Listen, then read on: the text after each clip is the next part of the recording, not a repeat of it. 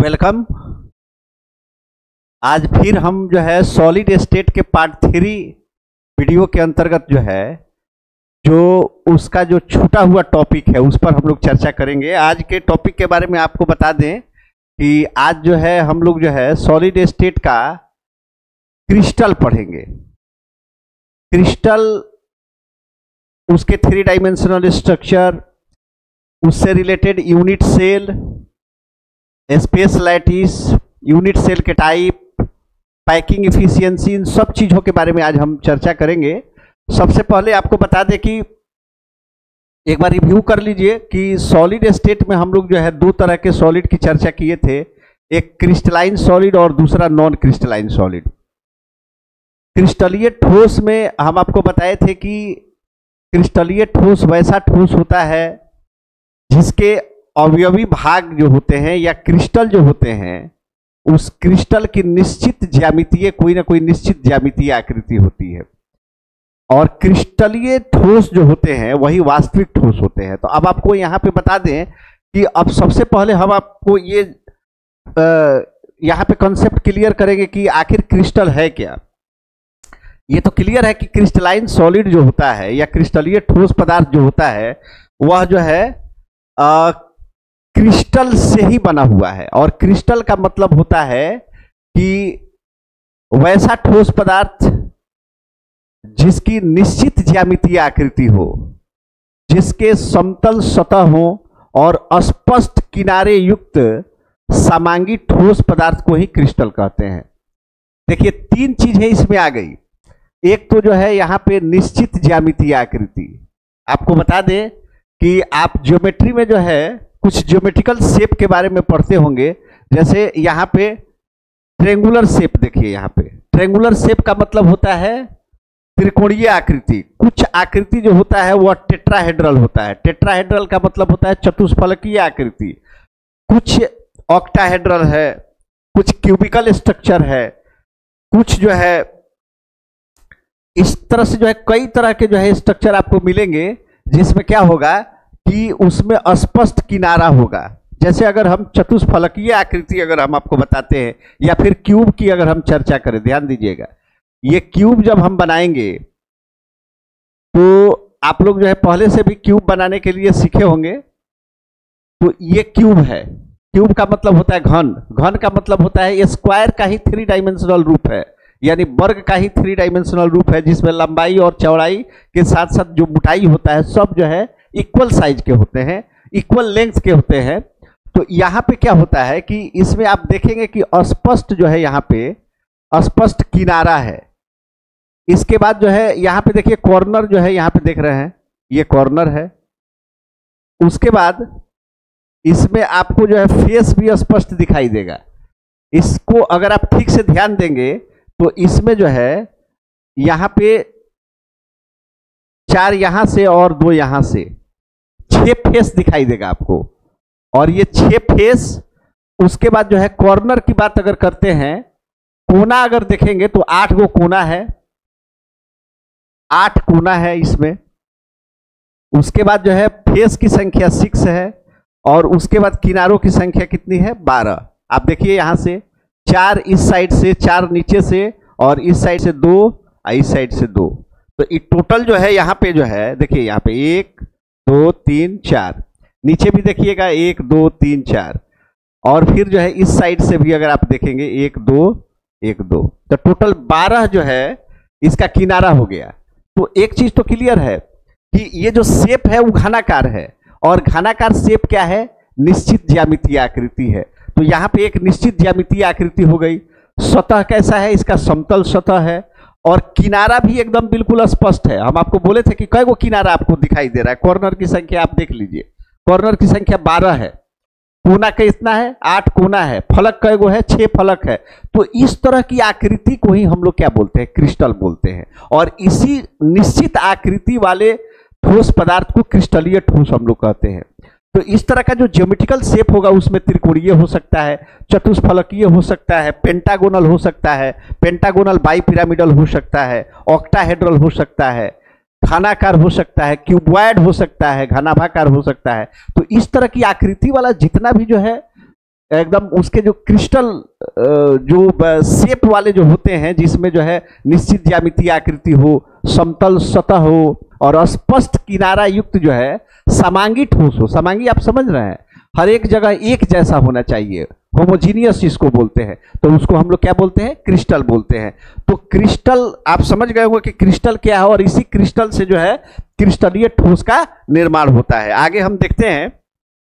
अब इसमें जो है एक चीज आता है आकाशीय जालक, स्पेस लैटिस क्या होता है। आपको बता दें कि स्पेस लैटिस का मतलब होता है कि किसी क्रिस्टलीय ठोस के अवयवी कणों के नियत बिंदुओं के त्रिविमीय व्यवस्था या आकाशीय जालक जो होता है उसका जो है एक जो है 3 डायमेंशनल जो स्ट्रक्चर हम लोग देखते हैं। जैसे एक ईंट की बात कीजिए, तो ईंट जो है हम लोग जो है अपने आसपास में ईंट देखते हैं, ईंटा जिसको बोलते हैं, तो ईंट जो होता है वो घनाभ की आकृति का होता है।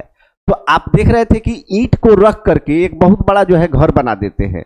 ईंट के मिलने से जो है एक बहुत बड़ा घर बनता है, तो उसका इकाई क्या हो गया, ईंट हो गया, और वो कैसा शेप का है, घनाभ का शेप है।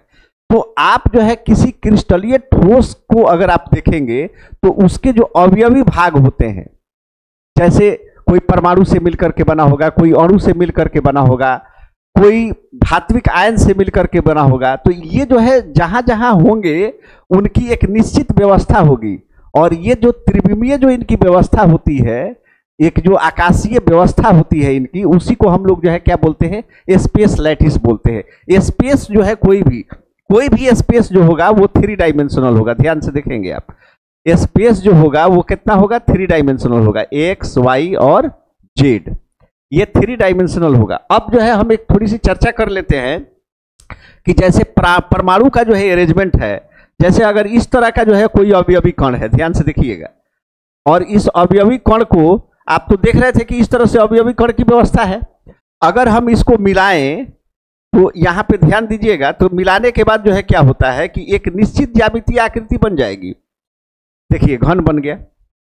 तो यहां पे ये जो है क्या है कि जो इसके अवयवी कण है, यहां पे देखिए ये इसके जो है कंस्टिट्यूएंट पार्टिकल है। क्या है, कंस्टिट्यूएंट पार्टिकल है। कंस्टिट्यूएंट पार्टिकल आप समझ गए होंगे, जिससे वो मिल करके बना है। परमाणु हो सकता है, अणु हो सकता है, आयन हो सकता है, जिससे वो मिल करके बना है। कोई भी क्रिस्टल जो है किसी न किसी अवयवी कणों के मिलने से ही बना होता है। तो ठोस पदार्थ की जो संरचना होती है वह कोई ना कोई जो है कंस्टिट्यूएंट पार्टिकल या अवयवी कणों के मिलने से बना होता है। तो इस अवयवी कणों की जो व्यवस्था है वो अगर बिल्कुल जो है 3 डायमेंशनल व्यवस्था है, यानी क्रिस्टल के अंदर जो अवयवी कणों की जो त्रिविमीय व्यवस्था है, त्रिविमीय आप समझ गए होंगे, जिसमें एक्स वाई और जेड, लंबाई चौड़ाई मोटाई, ये तीनों चीजें जो है 3 डायमेंशनल जो स्ट्रक्चर है उसका, वो अगर उसका व्यवस्था है, या फिर जो है अवयवी कणों का जो है वितरण जो है अगर उस तरह का है, तो उसी को हम लोग क्या बोलते हैं, स्पेस लैटिस। अब देखिए किसी भी स्पेस लैटिस में आप कोई भी ज्योमेट्रिकल शेप आप देख रहे हैं, तो उसके जो अवयवी कण जहां होते हैं, देखिए यहां पे जो है हम बिल्कुल जो है स्फीयर या गोला के जैसा यहाँ पे दिखा रहे हैं, तो ये यहाँ पे अवयवी कण को निरूपित करता है या दिखाता है। तो ये अवयवी कण जिस पॉइंट पे होते हैं उस पॉइंट को हम लोग जो है लैटिस पॉइंट के नाम से जानते हैं। क्या कहते हैं, लैटिस पॉइंट। अगर आपसे कोई पूछता है कि जालक बिंदु, इसको हिंदी में क्या बोलते हैं, जालक बिंदु, तो जालक बिंदु पर कौन रहता है, तो अवयवी कण रहता है। क्लियर हो गया। और देखिए ये जालक जो है, जैसे अगर आपसे कहे कि जो है जालक बिंदु, जो आकाशीय जालक है उसका एक जो छोटा सा यूनिट जो बनता है उसको यूनिट सेल या इकाई सेल के नाम से जानते हैं। जैसे एक छोटा सा स्ट्रक्चर अगर आप देखेंगे तो हम लोग जो है अगर इस तरह की स्ट्रक्चर अगर हम बनाएं, देखिए ध्यान से,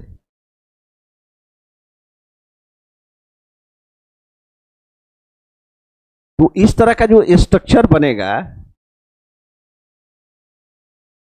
देखिए यहां पे ये आपको एकदम बिल्कुल लगेगा इसमें 4 जो है कंपार्टमेंट हम बना देंगे, 1 2 3 4, और फिर जो है यहां से भी हम 4 बना देंगे, और फिर जो है इसमें 4 बना दीजिए, इसको यहां से मिला दीजिए।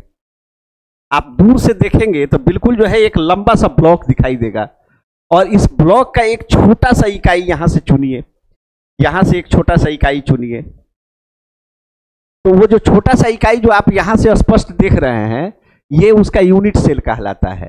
तो आकाशीय जालक या क्रिस्टल जालक आप समझ गए होंगे कि किसी भी क्रिस्टलीय ठोस पदार्थ के जो अवयवी कण के जो नियत बिंदु है, उसकी जो त्रिविमीय व्यवस्था है, ये देखिए ये सब नियत बिंदु है। यहाँ पे ये जो आप देख रहे थे यहाँ, ये सब नियत बिंदु है, और नियत बिंदु पर जो है जो अवयवी कण है उसकी जो वितरण या व्यवस्था है, उसको अगर ड्रॉ करते हैं तो एक जो है 3 डायमेंशनल स्ट्रक्चर बनता है, जिसको हम लोग जो है स्पेस लैटिस के नाम से जानते हैं या क्रिस्टल जालक के नाम से जानते हैं। और इस क्रिस्टल जालक का जो एकदम इकाई है जिससे वो मिल करके रिपीटेटिव होकर के बना होता है, जैसे अगर घर की दीवार की बात करें तो घर की दीवार जो बना हुआ है ईंटों के लगातार सजावट से मिल करके बना होता है।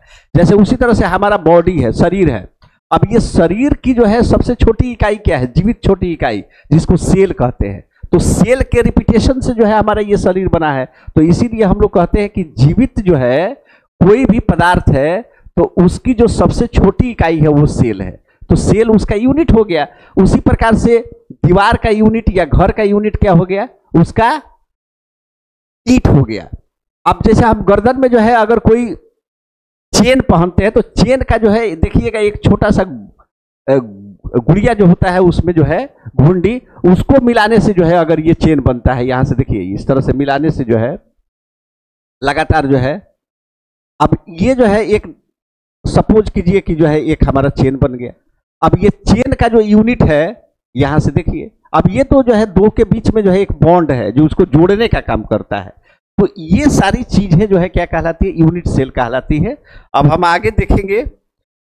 अब देखिए यहां पे अब parameter of unit cell. Unit cell आप समझ गए होंगे कि किसी भी क्रिस्टल का वह लघुत्तम रूप या स्वरूप जिसके लगातार जो है रिपीटेशन से, लगातार जो है उसके रिपीटेशन का मतलब आप समझ गए, उसी के सजावट से जो है पूरे जो है क्रिस्टल का निर्माण होता है। तो वह छोटी सी इकाई ही क्या कहलाती है? इकाई सेल या यूनिट सेल कहलाता है। अब जब हम यूनिट सेल की व्याख्या करेंगे तो उससे जो है क्रिस्टल सिस्टम बनेगा, और वो क्रिस्टल सिस्टम का कुछ अपना पैरामीटर होता है। पैरामीटर का मतलब होता है कि अब यहां पे देखिए एक जो है, अभी आपको जो है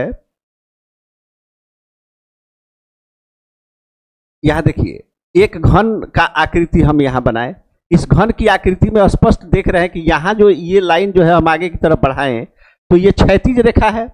ऊपर की तरफ जब हम बढ़ाएंगे तो ये जो है ऊर्ध्वाधर रेखा है, और इस साइड में हम बढ़ाएंगे तो ये जेड एक्सिस कहलाएगा। तो तीन तरफ से जो है ये निकल गया। तो तीन तरफ से जो निकल गया ये बता रहा है कि एक्स वाई जेड, यानी ये आकृति जो है त्रिविमीय आकृति है। अब इस त्रिविमीय आकृति के रूप में अगर इसकी व्याख्या अगर आप करते हैं तो यहाँ ओरिजिन है इसका। ओरिजिन यानी मूल बिंदु। मूल बिंदु से जो है किनारे की जो लंबाई है क्षैतिज, उसको ए डिनोट करेंगे। इसके बाद जो है इसको बी डिनोट करेंगे और इसको सी डिनोट करेंगे। आपके इच्छा के ऊपर है, किसी को बी, किसी को सी, किसी को ए, पी क्यू जेड भी मान सकते हैं, जो मानना है मानिए। तो यहां पर जो है जो बना, और इन दोनों जो है एक्सिस के बीच में, अब देखिए यहां पे तीन जो है एक्स वाई जेड है, तो यहां पे जो है सपोज कीजिए अल्फा, यहां पे बीटा और यहां पे गामा। दो अक्षों के बीच में जो कोण बनेगा उसको अक्षीय कोण बोलते हैं, एक्सियल एंगल बोलते हैं। उसको अल्फा, बीटा और गामा से डिनोट करेंगे। तो आप देख रहे थे कि यहां पे तीन चीजें स्पष्ट है, ए बी सी, ए बी सी, इसको अक्षीय लंबाई बोलेंगे। और उसके बाद जो है इससे रिलेटेड जो इसका कोण बनता है उसको जो है हम लोग जो है अक्षीय कोण या एक्सियल एंगल के नाम से जानते हैं। तो आप देख लीजिए कि तीन यहां और तीन यहां, तो ये छह चीजें जो किसी भी क्रिस्टल की व्याख्या करता है उसके यूनिट सेल की। हो सकता है कि किसी किसी में ए बी सी सब बराबर हो, 5 centimetre 5 centimetre 5 centimetre. Alpha beta और गामा तीनों जो है 90 अब यहाँ पे देखिए घन में क्या हो गया, अगर इसकी 2 सेंटीमीटर किनारे की लंबाई है तो सब 2-2 सेंटीमीटर होगा, एक्स वाई और जेड। यानी ए और बी सी तीनों का जो है अगर 2-2 सेंटीमीटर ले लेते हैं तो लंबाई चौड़ाई मोटाई बराबर हो गया। उसके बाद सभी कोण को जो है अल्फा बीटा और gamma, alpha beta and gamma सबको जो है अगर 90 डिग्री ले लेते हैं तो ये 3 एक्सिस जो होता है, जैसे यहां से देखिए इस पर 90 डिग्री का एंगल बन रहा है, इसको एकदम सीधा कीजिएगा तो एकदम बिल्कुल परपेंडिकुलर होगा 90 डिग्री का एंगल। फिर उसके बाद जो है एक तीसरा जो एंगल बनेगा ये इसके ऊपर जो है एकदम बिल्कुल सीधे है, तो यहाँ पे भी 90 डिग्री का एंगल बनेगा। तो ये तीनों जो है X Y A B C, जिसको जो है अक्षीय लंबाई बोलते हैं और दूसरा जो है अक्षीय कोण बोलते हैं, तो ये 6 मिल करके जो है किसी भी यूनिट सेल का क्या कहलाता है, पैरामीटर कहलाता है। जैसे त्रिविमीय संरचना में एक्स वाई जेड 3 अक्ष परस्पर एक दूसरे के क्या होंगे, लंबवत होंगे। लंबवत का मतलब समझ गए, 2 अक्षों के बीच में 90 डिग्री का एंगल बनेगा और इन अक्षों के अनुदिश लंबाई को हम लोग जो है अक्षीय लंबाई बोलते हैं। एक्स के अनुदिश अगर कहते हैं ए तो ए मानिए, बी के वाई के अनुदिश मानिए बी, और जेड के अनुदिश अगर सी मानते हैं तो ये ए बी सी क्या हो गया, अक्षीय लंबाई। तो यहाँ पे जो है उसको हम लोग क्या बोलेंगे, अक्षीय लंबाई। और फिर जो है अल्फा बीटा और गामा को जो है यहाँ पे देखिए, अल्फा बीटा और गामा को हम लोग अक्षीय कोण के नाम से जानते हैं। तो ये 6 चीजें जो होता है वह किसी भी यूनिट सेल का पैरामीटर होता है और उसी के आधार पे उसका अरेंजमेंट हम लोग करते हैं। आगे चल करके जो है किसी क्रिस्टल के शेप को या क्रिस्टल तंत्र को जो है निरूपित करता है। आगे देखिए, अब हम जानेंगे यूनिट सेल क्या है। यूनिट सेल के बारे में हम आपको पहले से भी बता देते हैं कि कोई भी अगर क्रिस्टलीय ठोस पदार्थ है तो उसका जो आकाशीय जालक है, अब जैसे सपोज कीजिए कि एक घर की, बहुत बड़ा घर की कल्पना करें, तो उस घर का जो सबसे छोटी इकाई ईंट है, तो ईंट के ही रिपीटेशन से, ईंट के ही पुनरावृत्ति से जो है वो पूरा दीवार और फिर दीवार से जो है वो पूरा स्ट्रक्चर खड़ा हुआ है, तो वो ईंट उसका क्या कहलाएगा, इकाई सेल। अब जो है जैसे एक डब्बा में जो है क्या करते हैं कि अगर आप देखिएगा आज के डेट में जो है छोटा छोटा जो है 5 रुपये वाला जो है बिस्किट का पैकेट आता है, तो किसी में 12 रहता है, किसी में 10 रहता है। तो ये 10 का जो सजावट है, तो उस 10 के सजावट की अगर बात करेंगे और उसको भर भर के जो है पूरा जो है एक बड़ा सा बक्सा पे जो है उस बिस्किट के पैकेट को भरा गया है, तो उसकी एक इकाई एक छोटी सी बिस्कुट के पैकेट होगी। फिर उसी तरह से उसमें भी अगर आप देखेंगे कि उसके अंदर जाइएगा तो बिस्किट का एक जो है पार्ट जो होगा वो उसका जो है उसके रिपीटेशन से पूरा चीज बना होगा। तो इस तरह से जो है जिसके जो है किसी भी ठोस पदार्थ का जो आकाशीय जालक का जो सबसे लघुतम रूप है, सबसे छोटा रूप जो है, स्वरूप है, जिसकी पुनरावृत्ति से संपूर्ण क्रिस्टल का निर्माण होता है, उसी को क्या बोलते हैं, इकाई सेल। अगर आपसे कोई पूछता है कि आपके सेल का जो है इकाई सेल क्या होगा, तो इकाई सेल मतलब कि हमारे सेल का जो है जीवित कोशिका जो होती है वही उसकी इकाई होती है, वही उसकी यूनिट सेल होती है। और जैसे आप लोग जो है बायोलॉजी में पढ़े होंगे कि cell is the unit of biological structural functional and hereditary unit of life, तो उसको यूनिट के रूप में मानते हैं। यूनिट का मतलब क्या होगा, इकाई। अब जैसे देखिए यहाँ पे जो है एक सिंपल क्यूबिकल यूनिट सेल की चर्चा की गई है।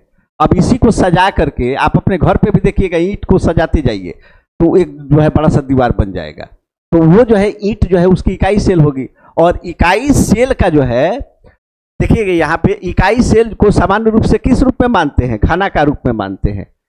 अब जब भी हम इकाई सेल का जो है व्याख्या करेंगे तो उसको जो है एज्यूम करेंगे कि घन के आकृति का है, और घन के आकृति को ही मान करके उसके जो है स्वरूप की व्याख्या करेंगे, और उसके अवयवी कण जो होंगे उसको जो है हम लोग ठोस गोला के सदृश मानेंगे। आप देखिए यहाँ पीला रंग से जो है हर एक कोना पर जो है गोला दिखाया गया है। ये गोला जो है उसका यूनिट सेल क्या है, अवयवी कण है, जिससे वो मिल करके बना हुआ है। हम आपको बताए भी थे कि इस तरह से जो है अरेंजमेंट होता है इसका, और इस अरेंजमेंट को जो है अगर लाइन डायग्राम के रूप में जो है ड्रॉ कीजिएगा तो कोई ना कोई जो है यूनिट सेल आपको बन जाएगा। तो देखिए यहाँ पे यूनिट सेल बन गया इस तरह का।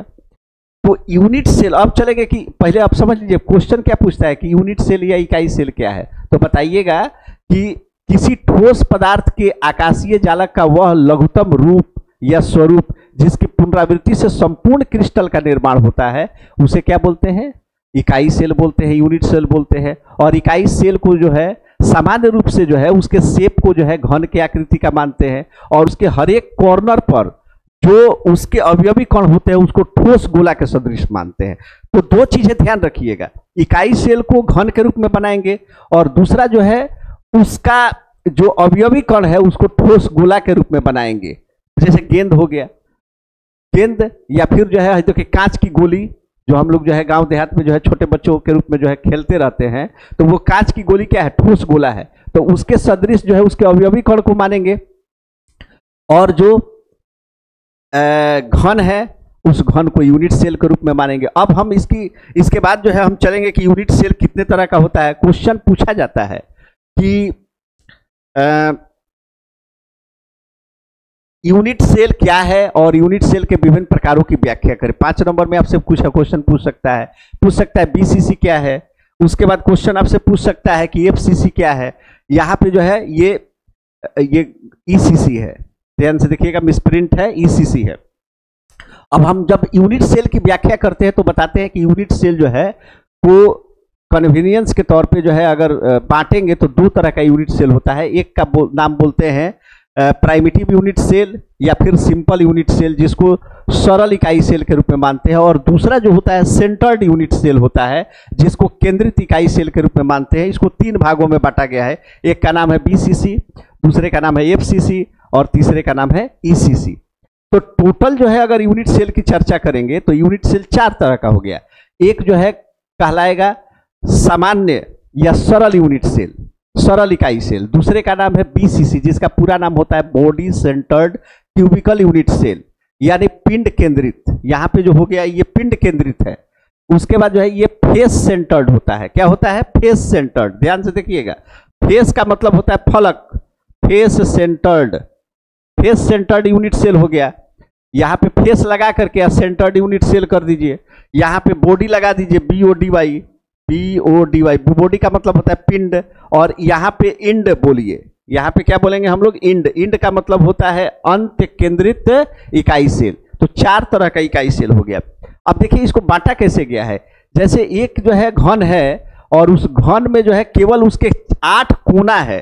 जैसे देखिए यहाँ पे जो है 8 कोना है, इस 8 कोना पर ही केवल जो है, यहाँ पे देखिए ये 8 कोना है, तो इस 8 कोना पर केवल जो है अगर इकाई सेल का जो है 8 कोना पर केवल जो है अवयवी कण अवस्थित हो तो उसको हम लोग बोलते हैं एकदम सिंपल या प्राइमिटिव, सरल इकाई सेल।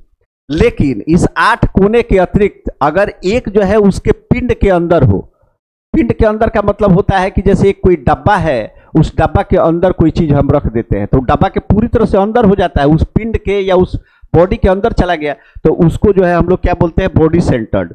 लेकिन यहां पे जो है तीसरा जो फेस सेंटर्ड है, तो आपको बताए थे कि किसी भी घन में जो है कितने फेस होते हैं? टोटल जो है 6 फेस या फलक होते हैं। पढ़े होइएगा आप लोग मैथमेटिक्स में भी, फलक की संख्या कितनी होती है?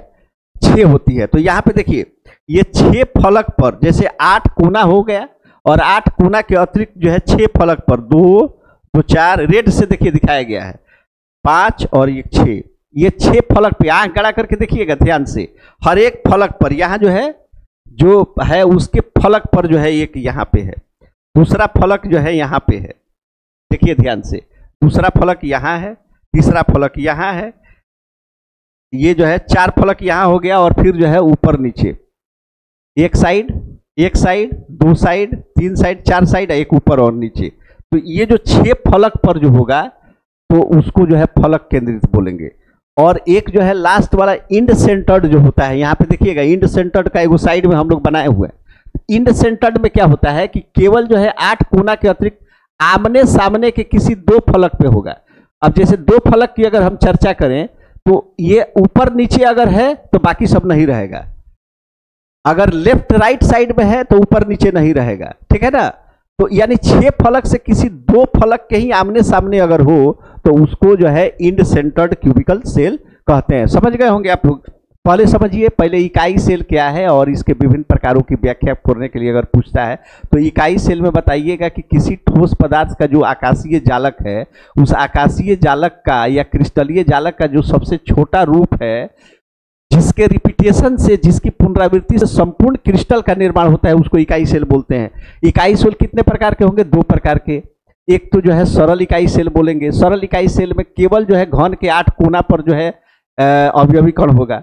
और दूसरा सेंटर्ड यूनिट सेल में क्या होगा कि 8 कोना के अतिरिक्त जो है उसके बॉडी में, उसके फलक पर, आमने सामने के फलक पर होगा, तो उसको सेंटर्ड बोलते हैं। और सेंटर्ड को कितने भागों में बांटते हैं? 3 भागों में। एक का नाम है बीसीसी, जिसका नाम है बॉडी सेंटर्ड क्यूबिकल सेल।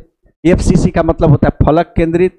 और फिर जो है अंत केंद्रित होता है। ईसीसी का मतलब इंड सेंटर्ड होता है। इसमें समझ लीजिए कि 8 गो कोना के अतिरिक्त एगो बॉडी के अंदर होगा। जैसे यहाँ पे देख लीजिए ईबीसीसी में 8 गो कोना पर पीला रंग से दिखाया गया है, एगो बॉडी के अंदर है। यहाँ पे देखिए एफसीसी का मतलब होता है 8 गो कोना के अतिरिक्त 6 गो फलक पर है। तो यहाँ पे देखिए आमने सामने के फलक पर है, लेफ्ट राइट जो है, फिर आगे पीछे फ्रंटल रीजन में आए, फिर ऊपर नीचे। एक डब्बा को जो है आप देखिए ना, बिस्किट रखा हुआ जो डब्बा होता है, बिस्कुट रखा हुआ, तो उसमें जो है 6 फलक होते हैं और उस 6 फलक पर भी जो है अगर अवयवी कण होता है तो उसको एफसीसी बोलते हैं। और केवल आमने सामने के फलक पर हो, जैसे 8 गो कोना के अतिरिक्त, जैसे 1 2 3 4 कोना हो गया, 1 2 3 4 कोना हो गया, तो टोटल 8 गो हो गया। और 8 के अतिरिक्त जो है यहाँ पे आमने सामने के 2 गो फलक पर अगर हो तो ये सब नहीं रहेगा, तो अब उसको क्या बोलते हैं, इंड सेंटर्ड। समझ गए होंगे। आगे देखिए, अब जो है यूनिट सेल में जो है अब हम कणों की संख्या का निर्धारण करेंगे। बड़ा क्वेश्चन पूछता है कि जो 4 तरह का यूनिट सेल पढ़े हैं, उस 4 तरह के यूनिट सेल में उसमें कितना कण है। जैसे अगर मान लीजिए कि एक रोटी अगर 8 आदमी में बांट दिया जाए तो एक आदमी को कितना मिला, 1/8 भाग मिला। अगर एक रोटी है और उसको जो है 2 लोग खाते हैं तो क्या कहिएगा, एक आदमी को कितना मिला, 1/2, आधा रोटी मिला। ठीक उसी तरह से हमारा जो यूनिट सेल है उसमें जो सरल इकाई यूनिट सेल की बात करें या फिर बीसीसी ईसीसी की बात करें या एफसीसी की बात करें, तो वहां पे देखिएगा कि क्या होता है कि जो सरल इकाई सेल होता है उसके केवल कोना पर जो है कण होते हैं। तो जब कोना पे कण होगा, यहां पे देखिएगा आप जो है एक स्ट्रक्चर हम आपको बताते हैं। ये जो है देखिए यहाँ पे ये कोना पर अगर है तो कोना पर जो अभी कण है इसके जो है एक साइड में तो ये है 1 2 और 3 साइड से इधर से, तो यहां पे जो है एक ईंटा जो है, ईंटा उसके कोना पर अगर कोई चीज है तो एक ईंट को जो है उसके इस साइड में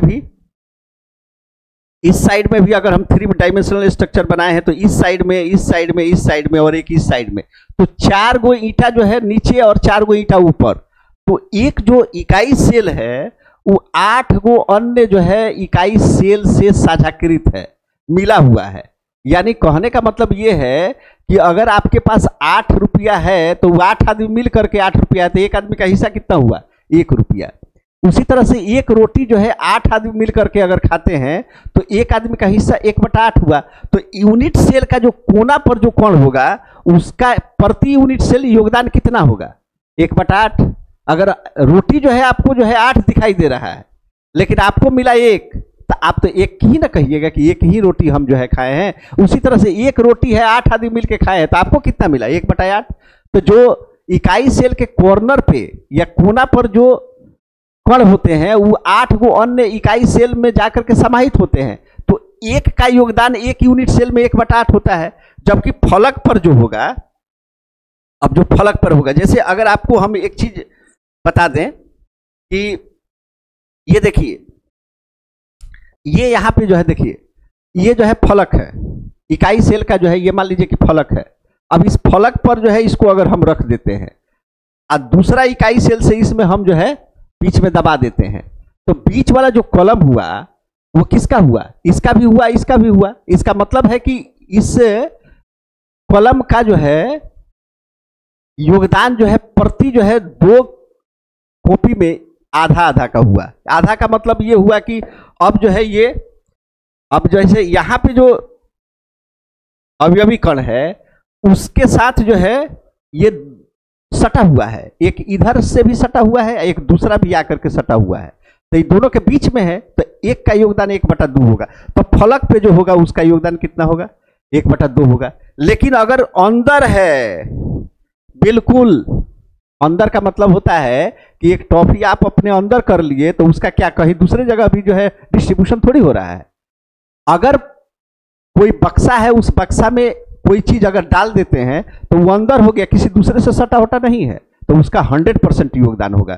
तो 3 बातें याद रखिएगा, यूनिट सेल में जो है कणों की संख्या का निर्धारण अगर आपको करना हो तो 3 बातों को ध्यान में रखना होगा। एक तो पहला कि जो कॉर्नर पे होगा उसका योगदान 1/8 होगा, जो फलक पर होगा उसका योगदान 1/2 होगा, जो पिंड के अंदर होगा जो यूनिट सेल के अंदर होगा उसका योगदान 100% होगा, एक है तो एक का 100% योगदान होगा।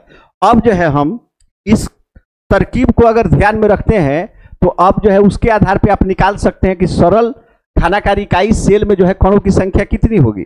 अब देखिए ध्यान से, इसके लिए एक फॉर्मूला आपको याद रखना होगा। सरल घनाकारी इकाई सेल यही है।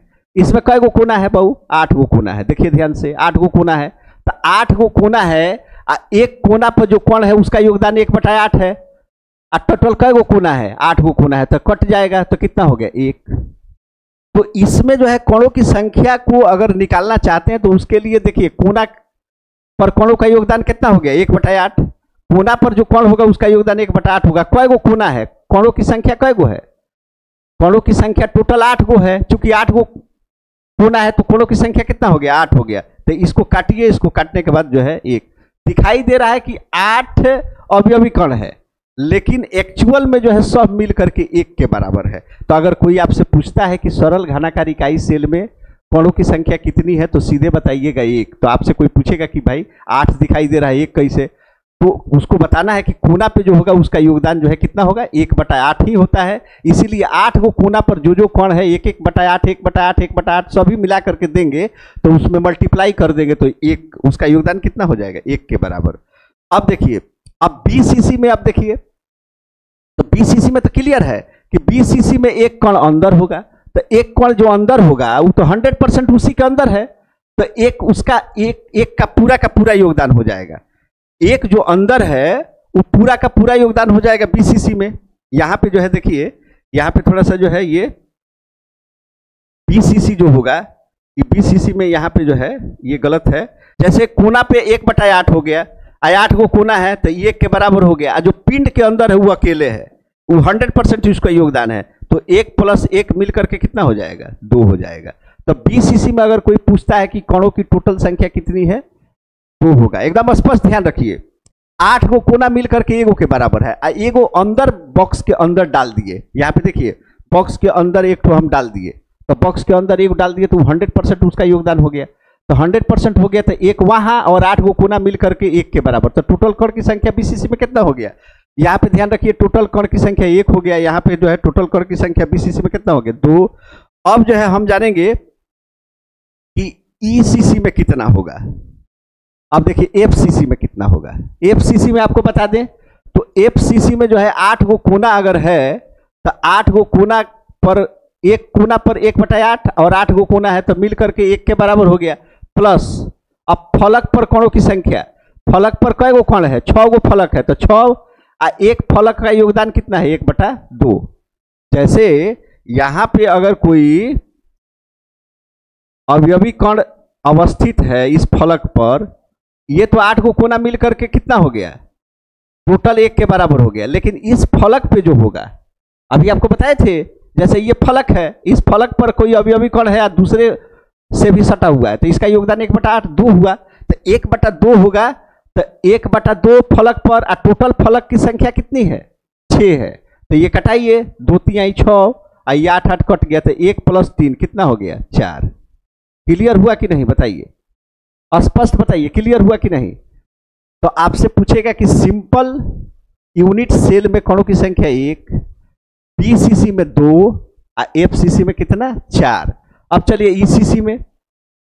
ईसीसी में आपको क्या बताए थे? 8 गो कोना के अतिरिक्त आमने सामने के 2 गो फलक पर होगा। तो 8 गो कोना अगर है तो एक कोना पर 1/8 × 8 और प्लस यहाँ पे देखिए आमने सामने के फलक पर है, तो फलक पे जो होगा 1/2 और गुने 2। केवल आमने सामने के फलक पर है तो 2, तो कट गया 2 2 और 8 8 कट गया, तो 1 + 1 2।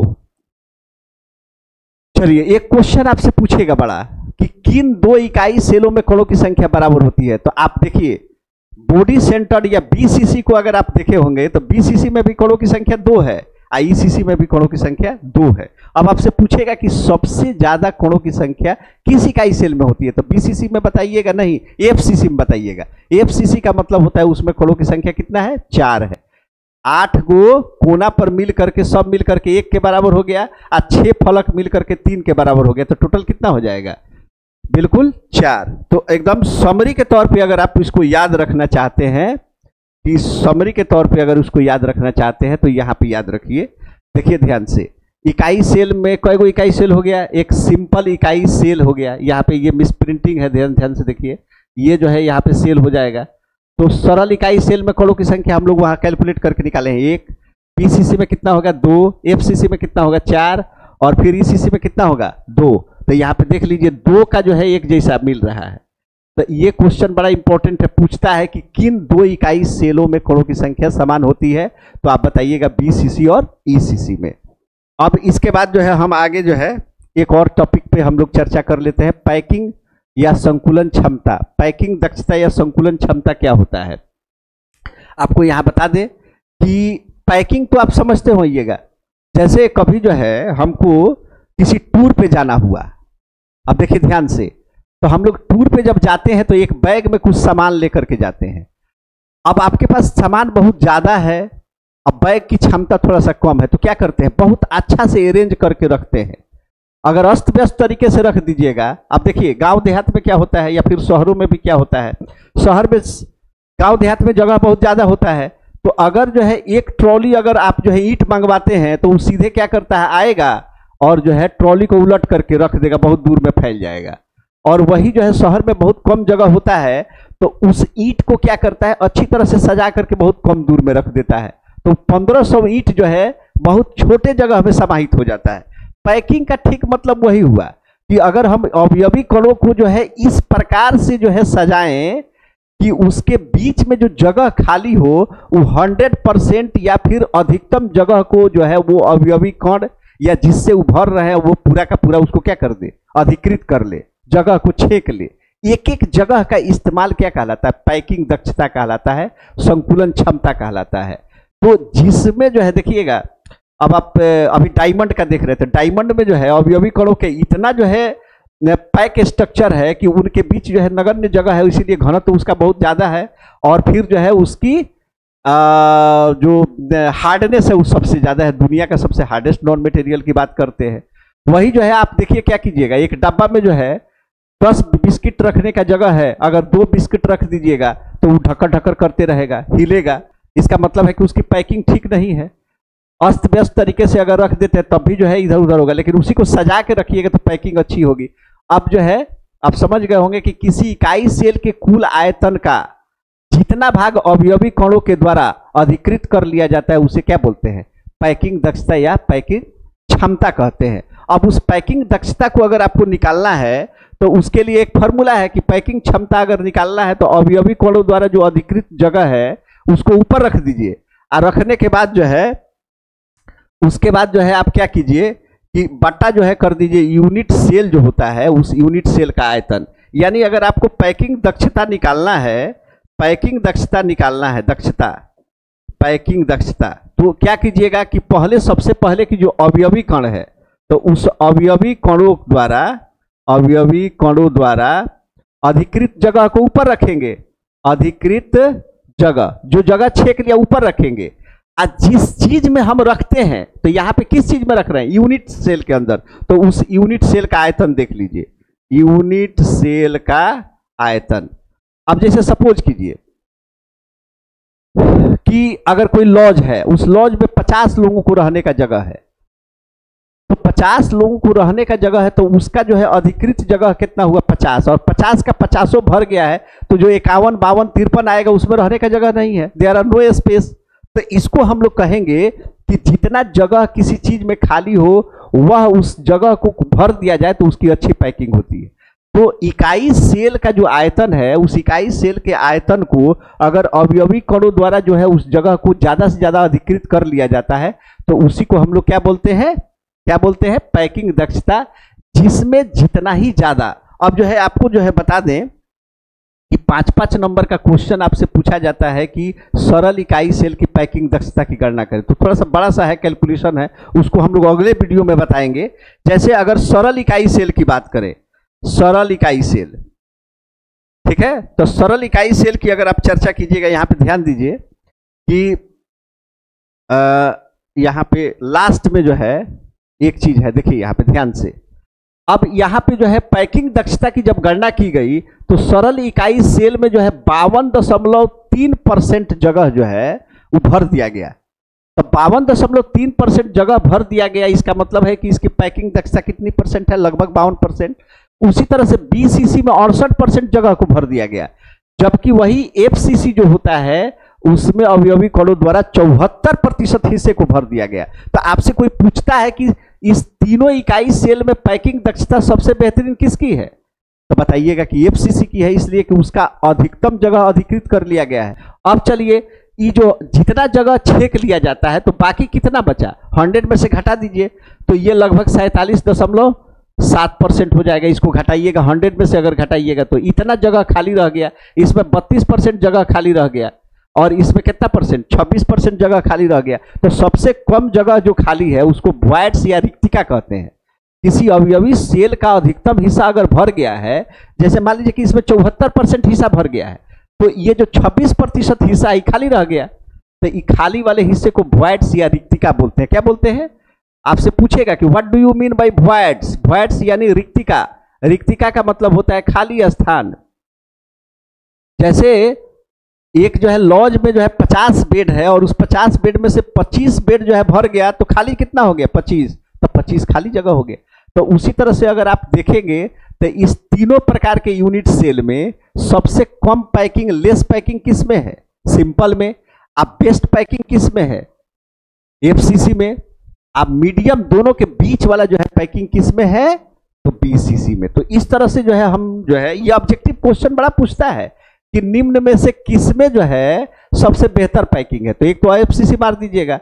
अब पूछेगा आपसे कि बीसीसी में पैकिंग दक्षता कितना परसेंट होता है, तो ये ऑप्शन देगा 52%, 68%, 74%, 25%। तो आपको 68% मारना होगा। अब ये जो क्वेश्चन है ये तो डायरेक्ट आपको दिया गया है। अब अगले वीडियो में हम ये जानेंगे कि सरल इकाई सेल में जो 52.3% जो पैकिंग दक्षता है वो कैसे आया है। तो आज के वीडियो में जो है हम इतना ही जो है पढ़ेंगे। अब ध्यान में इतना ही जो है आज रहने देते हैं, कारण ये कि बहुत ज्यादा जो है एक दिन पढ़ लीजिएगा तो उबाऊ हो जाएगा। तो आज हम लोग जो है थोड़ा सा रिकैप कर लीजिए, क्या क्या पढ़े। क्रिस्टल क्या है? तो क्रिस्टल के बारे में हम आपको बता दिए कि क्रिस्टल जो होता है वह जो है निश्चित ज्यामितीय आकृति वाला, समतल सतह वाला और स्पष्ट किनारे वाला जो समांगी ठोस पदार्थ होता है उसको क्रिस्टल बोलते हैं। ठीक है। अब इस क्रिस्टल में जो है अवयवी कणों की जो व्यवस्था होती है वो 3 डायमेंशनल अगर व्यवस्था है तो वो एक आकाशीय जालक कहलाता है। वो आकाशीय जालक का हर एक बिंदु जो है जालक बिंदु कहलाता है, जिस पर अवयवी कण अवस्थित होते हैं। और उस जालक बिंदु का सबसे छोटा स्वरूप या आकाशीय जो व्यवस्था है या 3 डायमेंशनल जो व्यवस्था है उसकी सबसे छोटी इकाई को, जिसके पुनरावृत्ति से संपूर्ण क्रिस्टल का निर्माण होता है, इकाई सेल कहलाता है। इकाई सेल कितने प्रकार के होंगे ऐसे जो है वर्गीकृत कीजिएगा तो 2 भागों में वर्गीकृत कीजिएगा कि एक सरल इकाई सेल हो गया और दूसरा जो है केंद्रित इकाई सेल हो गया। और केंद्रित इकाई सेल को भी जो है हम लोग बीसीसी, एफसीसी और ईसीसी के नाम से जानते हैं। कई बार जो है आपसे पूछेगा कि बीसीसी का पूरा नाम क्या है, तो बताइएगा पिंड केंद्रित इकाई cell, body centred cubical unit cell. अब पूछेगा आपसे कि जो है एफसीसी का पूरा नाम क्या है। अगर उस तरह से वर्गीकृत नहीं करना है तो बताइएगा कि इकाई सेल 4 प्रकार के होते हैं। एक सरल इकाई सेल, दूसरा जो है पिंड केंद्रित इकाई सेल, तीसरा जो है फलक केंद्रित इकाई सेल और चौथा अंत या इंड सेंटर्ड यूनिट सेल। अब जो है यूनिट सेल को किस रूप में माना गया है? एक इमेज बनाइए। यूनिट सेल को घन के रूप में माना गया है और जो उसके अवयवी कण है और परमाणु, आयन जितने भी होते हैं उसको ठोस गोला के सदृश माना गया है। अब आपको बता दें कि इकाई सेल में जो सरल इकाई सेल है उसमें अवयवी कणों की संख्या टोटल 1 के बराबर है। 8 गो कोना है, 8 गो कोना पर 1-1 है, लेकिन 1 का योगदान 1/8 है, तो टोटल मिलकर के 1 के बराबर है। बीसीसी में एगो पिंड के अंदर है तो 2 हो गया टोटल। फिर एफसीसी में 4 हो गया और ईसीसी में फिर 2 हो गया, तो 2 गो का बराबर हो गया। एक का जो है इकाई सेल जो सरल इकाई सेल है और ईसीसी है उसमें जो है अवयवी कणों की संख्या बराबर हो गई। ये ऑब्जेक्टिव है, सब ऑब्जेक्टिव है। और उसके बाद अब हम पैकिंग दक्षता की बात करेंगे तो किसी भी इकाई सेल का जो आयतन है उस आयतन का कितना हिस्सा जो है अवयवी कणों द्वारा भर दिया गया है, पैक कर दिया गया है, उसी को पैकिंग दक्षता बोलते हैं। जिसमें जितना ही पैकिंग प्रतिशत ज़्यादा होगी उसकी पैकिंग उतनी ही अच्छी होगी। तो इसको हम देख रहे हैं कि एफसीसी में 74% हिस्सा को भरा गया तो उसकी पैकिंग दक्षता बेस्ट मानी जाती है, सबसे बेहतर मानी जाती है। उसके बाद स्थान आता है बीसीसी का और सबसे कम पैकिंग लगभग आधा हिस्सा जो है खाली है सरल इकाई सेल में। अब अगले वीडियो में हम लोग जानेंगे कि इसको कैसे निकालते हैं। 5 नंबर में ये क्वेश्चन पूछा जाता है। मैं आशा करता हूं कि जो है आपको ये वीडियो अच्छा लगा होगा, और अगर ध्यान से पढ़े होंगे तो इससे रिलेटेड जो भी क्वेश्चन होगा वो आप कर पाएंगे। Thank you.